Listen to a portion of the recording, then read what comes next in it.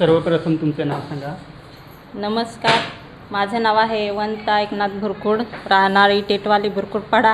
हां.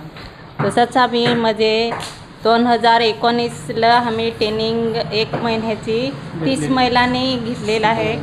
तसंच आम्ही महिलांनी म्हणजे तेवढ्यात कंदील बनवतो, एक कंदील बनवतो आणि एक टोपली ते फळं ठेवण्यासाठी बनवलं नाही. ते आहे चहा ठेवण्यासाठी बनवलं आहे. नाही बांबू स्पीकर आहे, म्हणजे यात मोबाईल ठेवून ना मोठा आवाज, म्हणजे गाण्याचा मोठा आवाज तसा येतो.